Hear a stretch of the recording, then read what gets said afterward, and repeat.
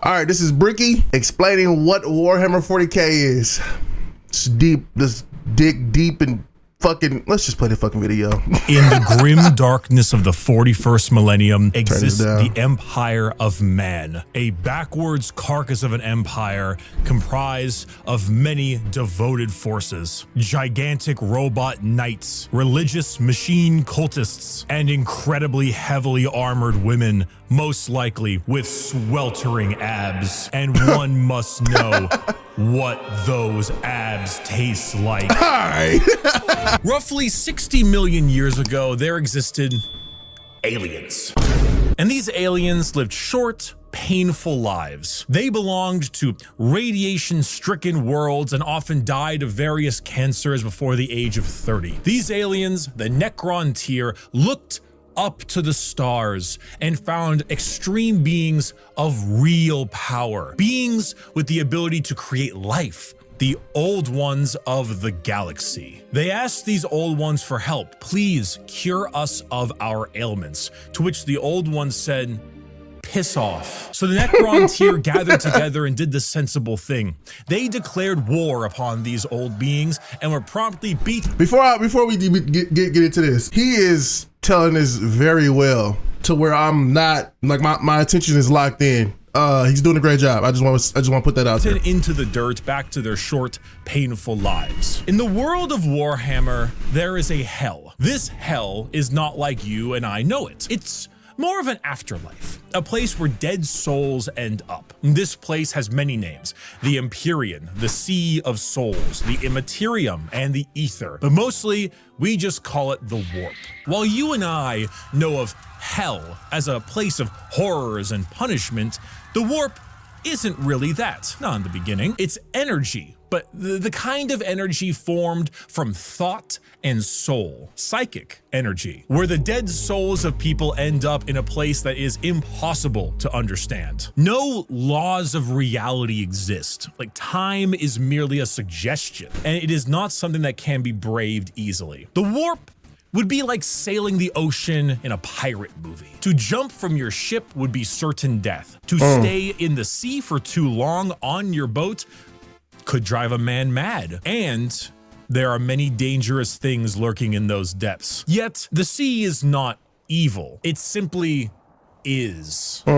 Mostly. There are more malevolent beings in those waters, areas that you do not sail towards. This would be known as the realm of chaos. The realm of chaos exists in the Warp as a special area led by 3 chaos gods. Khorne, the god of combat, murder, and slaughter, with a pile of skulls taken in his name. Tzeentch, god of change, mystery, and deceit, a confusing paradox of lies, schemes, and sorceries. And Nurgle, god of rot, pestilence, and Genshin impact. All things rot in the end. And Grandfather Nurgle is waiting for you with open arms. These gods ruled their respective realm in the Warp, sending their many followers against each other in the great game to be the most powerful of all the gods. So the Warp exists. Hell is real, parallel to our galaxy, with the realm of chaos and its gods fighting for control. But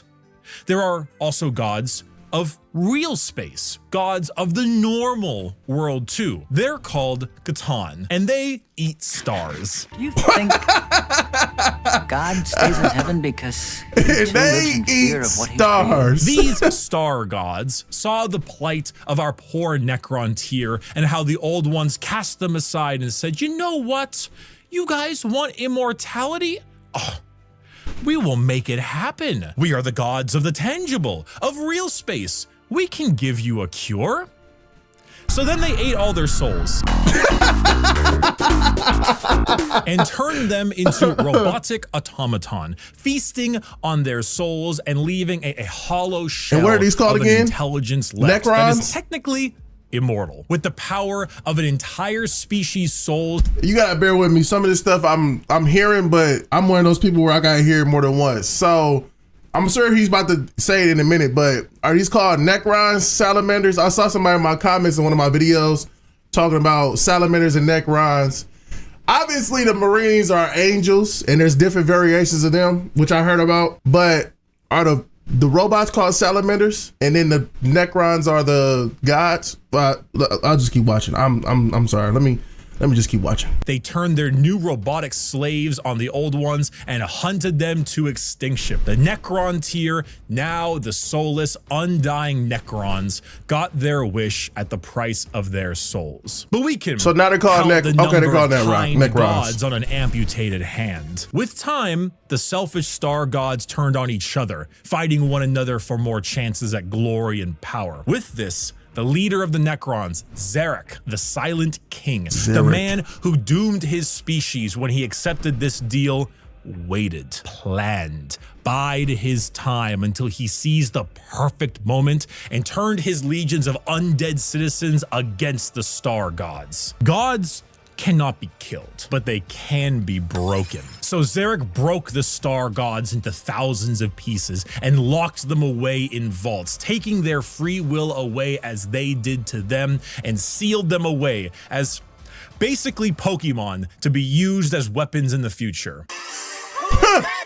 Okay. It's the Void Dragon. Zarek then, with his perfect memory, exiled himself for his sins, flying out to the darkness between galaxies to atone for what he had done. This entire situation, the genocide of the Old Ones and the rebellion of Zarek, will go down in history as the War in Heaven. It is the most brutal war the galaxy has ever seen and ever will see. This was a conflict that took an entire galaxy-spanning species and pitted them against gods that ate stars. The Necrons, rather crippled from, you know, the War in Heaven, decided to go to sleep in gigantic tomb worlds on various planets until the upstart species of the galaxy died out. And so turns out when you have a war that lasts tens, hundreds of thousands of years and involves the genociding of multiple species, the old ones of the galaxy, and the consumption of souls from an entire race, the warp gets a little wacky. You know, if you had a kiddie pool and it was nice and calm, Korn is over there splashing about, so you don't really go in that direction. Nurgle has explosive diarrhea, so you don't really go in that direction either, but you can still kind of get in the pool. The pool's still fine. Turns out when you add a couple trillion souls to that kiddie pool, it'll make the waves a little more turbulent. And turns out a lot of them like to pick a side, Nurgle, Tzeentch, or Korn. So the once calmer warp, the once relaxing kiddie pool, has now been bloated. A million years of war will certainly make— So basically this warp consumed too many souls to where it was just too much and it overloaded, basically. Is that what he's saying? Korn, god of murder and slaughter, more powerful. A million years of war will probably make Tzeentch, god of deception and change, a little more powerful. And good God, a million years of war will make Nurgle, god of decay, oh, just the tiniest bit more powerful. Now, entering that kiddie pool is no longer fun, it's dangerous. The warp is now a problem. Hell is resembling hell a lot closer to what we imagined it originally. The Sea of Souls and the Realm of Chaos are now intertwined. So who else to brave the galaxy than a species that won't need to deal with that? The THX theme song. The Age of the Eldar. The Eldar are space elves. They have a lot of the traits that you probably think of when you think of elves. Tall, slender, pointy ears, bit more androgynous looking. Hold on, wait a minute, go back. He looks a little bit like Loki right here. I don't know why. Yeah, a little bit like Loki right here. Kind of fucking dope ass outfit though, Jesus. Traits that you probably think of when you think of elves. That's their name, Eldar. Tall, slender, pointy ears, bit more androgynous looking, no matter what DeviantArt will tell you, and a bit stronger on the emotional side. The old ones, as I mentioned, could create life. And when they were getting, you know, absolutely bodied by the Catan and the Necrons, they made some new races to try to help them. One of them was the Eldar. It didn't save them, but they're here now anyway. Oh, and also the Orcs, but they're busy right now.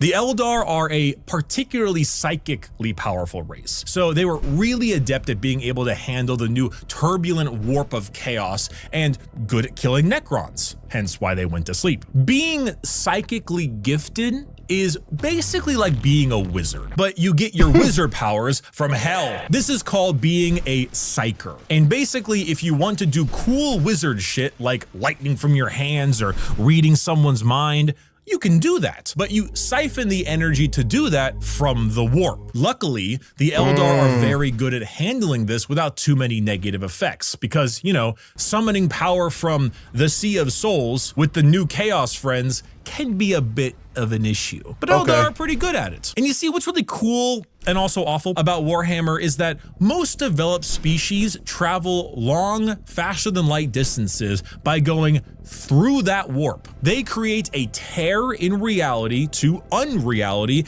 and move through it. Faster than light travel? Cringe. We go through hell itself to deliver your packages. For those of you who play Minecraft, you know how the Nether is like a pocket dimension? So moving 10 spaces in the Nether is actually moving something like 1,000 in the real world. That's basically what warp travel is. Just much like in the Nether, there are a lot of things that want to kill you. The Eldar found a way to do so in between realities. Not regular reality, not the warp, something else. A purgatory of sorts, a fabricated psychic realm that allowed them to travel without fearing the negative effects of the warp. And this is created from, this realm that they created is created from their powers being drawn from the warp, is what he's saying. I'm assuming that's what he's saying basically, because their power is from the warp. So they created this space and realm from the warp. Or is he saying that they have the ability to travel between the warp? Wait a minute, let's go back. Most developed species travel long, faster than light distances by going through that warp. They create a tear in reality to unreality and move through it. Faster than light travel?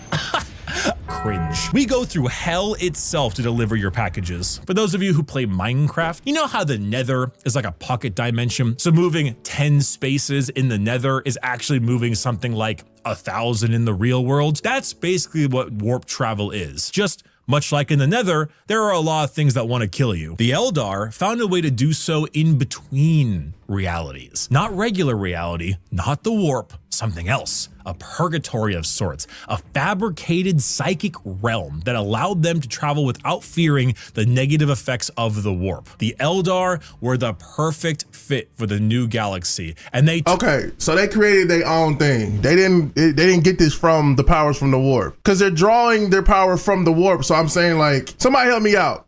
Are they drawing their powers from the warp, or are they drawing it from that hell place he's talking about? And then with that power, they created the webway.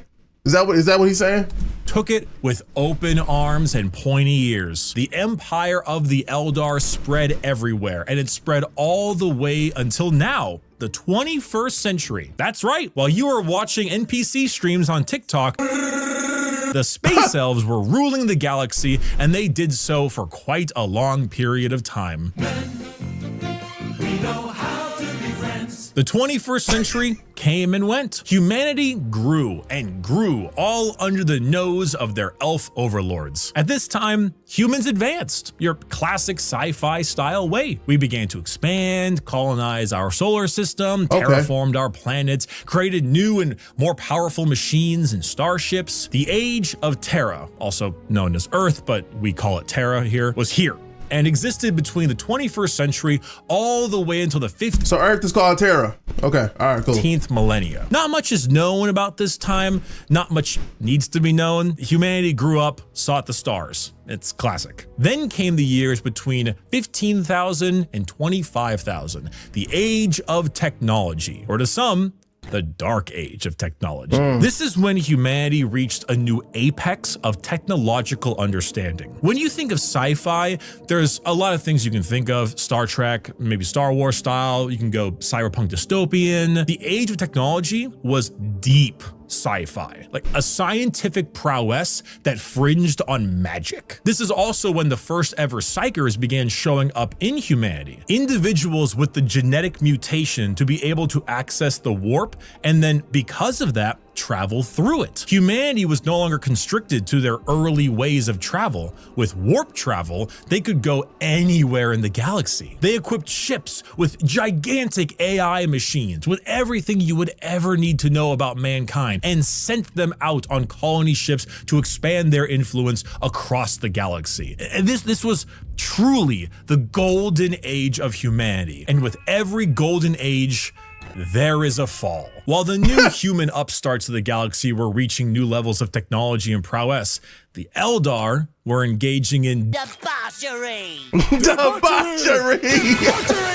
What happens when a species has everything? You can produce unlimited food out of nothing. Your need for farmers and workers, gone. You have dominated the stars and have created a fast travel system that doesn't rely on the dangers of the warp. You have nothing else to do. You have no struggles, no problems, and feel as if there is nowhere else to go. Well, you begin to experiment. The Eldar started harmless enough. You know, you take a serious interest in your species' culture, your arts, paintings, poems, plays. These are Eldar, elves, remember? Their emotions are heightened, more powerful than us humans. So your plays get louder. They start to push on the limits of your hearing ability. Your music becomes different, more deranged. It pushes the boundaries of what is art. The visual spectacle of art becomes more bizarre, more delusional, more eccentric. And let's not forget a very important sense.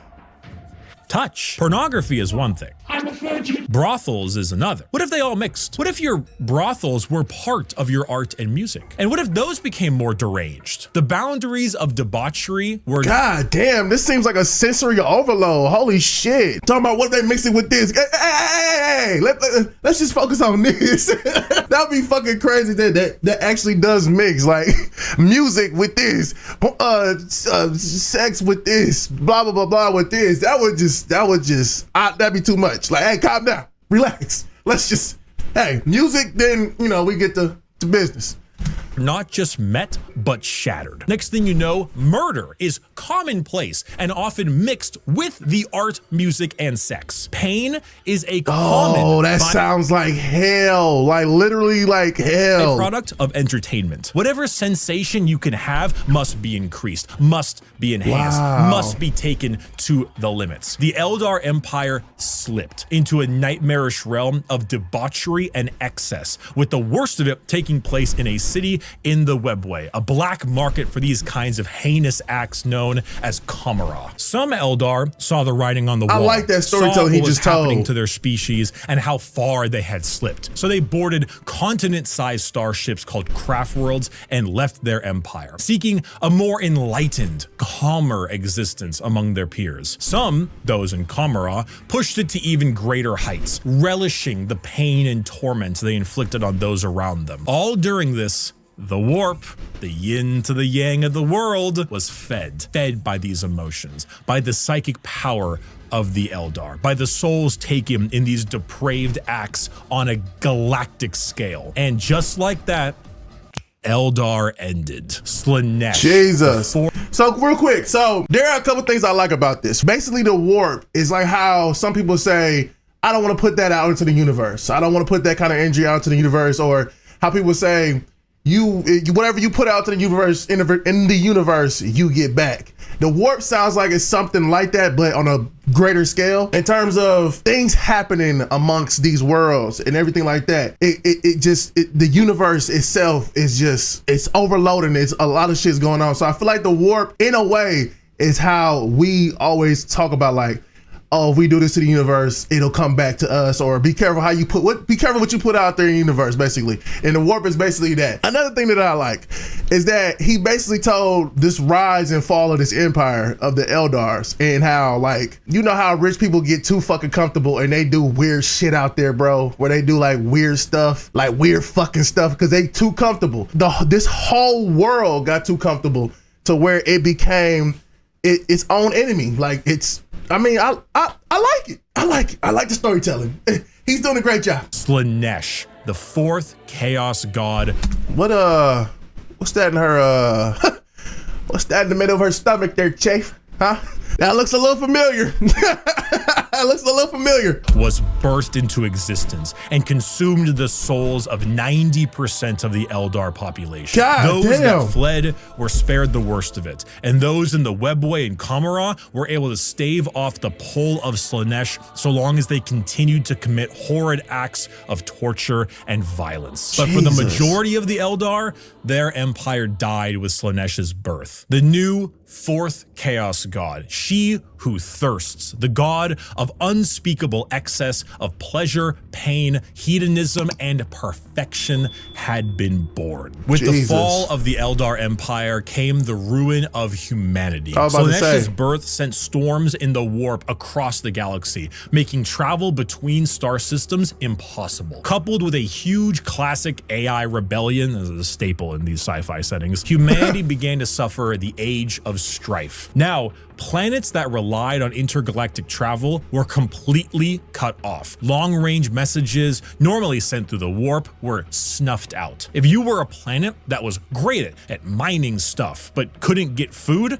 well, you know that movie about the rugby players in the mountains? Oh, and because of these insane warp storms and fluctuations, psychers began to appear among the human population a bit more often. Now, this initially had them hunted down as witches, because that's pretty common in this setting, but some deemed it right to protect them. Unfortunately for those people, psychers, because they open a gateway to the warp, don't really know how to use their powers well, and they kind of attract demons who then force their way through the psyker as a conduit of sorts and begin to slaughter the population of your planet. The Age of Strife was a catastrophic period of time for humanity and set back their progress tenfold over the not one, not two, but 5,000 year period. During this damn. time, the Age of Humanity that we know began to form. Worlds equipped with large mechs for agriculture began to equip them with weapons to defend from alien and demonic invaders. Over 5,000 years,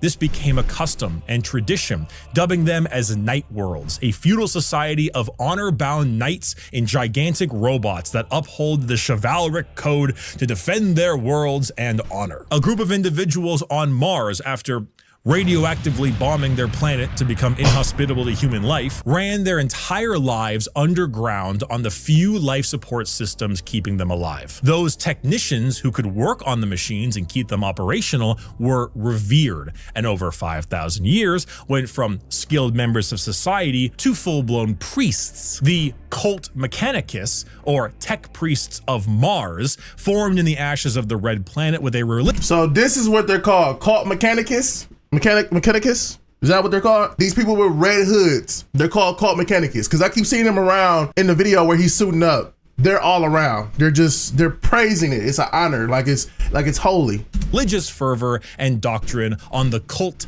of the machine god. And on Earth, or Terra, techno-barbarian tribes waged war across the planet in a Mad Max style of blood and gore. Until finally, God damn. a mysterious man who lived in the shadows of Terra for millennia finally revealed himself to the populace. His name was the Emperor. He deemed himself the Emperor of mankind. Where did he come from?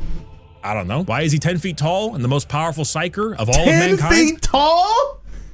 Man, how the fuck do you hide in the shadows 10 feet tall? Holy shit. I don't know. Why is he basically immortal? I don't know. Where'd Cotton Eye Joe go? Who knows? But he's here, and he isn't happy with all of you ripping up Terra. So he began the Unification Wars, where he and a very early version of the famous Space Marines, the Thunder Warriors, reunited Terra under a single banner.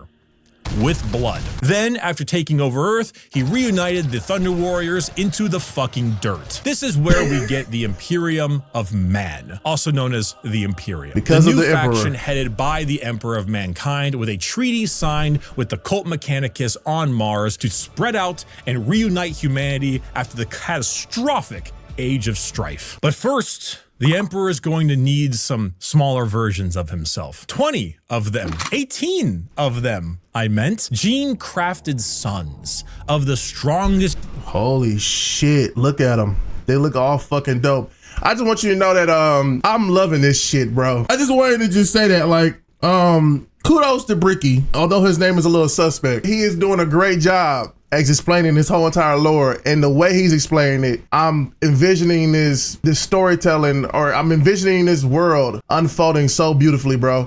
To all you 40K fans out there, bro, y'all been gatekeeping. Either that or I've been sleeping. But I feel like it's a problem on both sides. I've been sleeping, you've been gatekeeping. I feel like we gotta fight. So I feel like I'm finna knock somebody the fuck out, because this story of Warhammer is fucking beautiful, bro. Y'all have a good world on y'all hands. This shit is dope. I'm gonna tell you right now, this shit is fucking dope. Human to ever live. All of them possess unparalleled strategic power, intelligence, formidable strength and size, a real powerful force to unite humanity and stop the chaos of the current galaxy. Speaking of chaos, you ever seen that image of that guy? It's like throwing the baby like a basketball. It's about what happened. The Chaos Gods intervened and grabbed the 18 Primarch gestation pods and yeeted them across the galaxy at a whim, everywhere they could possibly go. A galactic game of keep away. So the Emperor had to get them back. So begins the Great Crusade, a crusade across the stars to reunite not just humanity, but the Emperor with his fallen sons. The first to be found was Horus. Okay, so Horus was that trailer I watched, and he was when he said father, I'm like, is he like the son or something of the Emperor? And he is. One of the strongest and most noble sons, the Emperor carried with him a legion of newly crafted warriors with genetic material made from their Primarch father. These are the newly made Space Marines. For Horus, his were the Luna Wolves. And as the Emperor continued on his Great Crusade, he found more and more of his sons, reuniting them with their individual Space Marine legions. Leman Russ, the cunning hunter with the Space Wolves. Rogel Dorm, the Phalanx with the Imperial Fists. Angron, the Barbarian, the very angry with his World Eaters. Fulgrim, the Perfect with his Emperor's Children. And Jagatai Khan, the Swift, the Stoic, and his White Scars. Those were just some of the 18, and one by one his lost Primarch sons were returned to him, and their Space Marine legions returned to them. The Great Crusade saw humanity once again reconquer the stars, returning worlds of humanity back to the Imperium and killing any and all who stood against their noble crusade. But in the years of the 31st millennia, treachery would break this all apart. Men, we don't know. Horus Heresy. Okay, so that's what that trailer was. Where it take place within this time period. Horus, the Emperor's most beloved and favored sons, named War Master for the Crusade, succumbed to the power of chaos and daddy issues, all because of that bastard Erebus. Yo, fuck Erebus. Slowly, Horus would become corrupted, turning the Emperor's sons against him. This begins the most pivotal moment in our story, and the one that has like 50 books written about it, the Horus Heresy.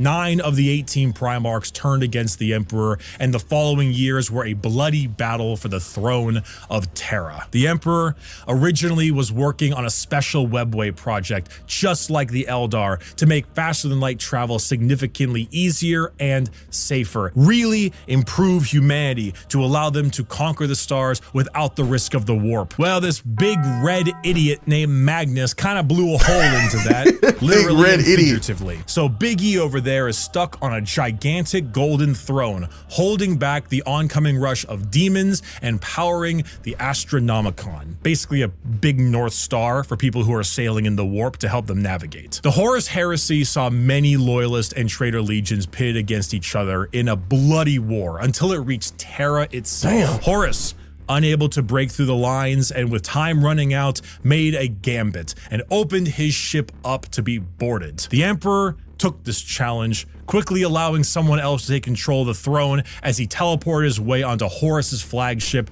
the Vengeful Spirit. The Emperor, unable to truly kill his most beloved son, changed his mind right quick when Horus strangled the life out of his other son, Sanguinius. Damn.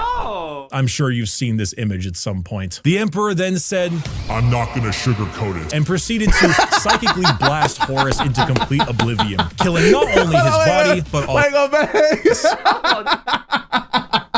He said, I'm not gonna sugarcoat. He said, all right, I gotta whoop your ass. I'm sure you've seen this image. I don't know why that is so hilarious, bro. Said, I'm not gonna sugarcoat it. At some point. The Emperor then said, I'm not gonna sugarcoat it. and proceeded to psychically blast Horus into complete oblivion, killing not only...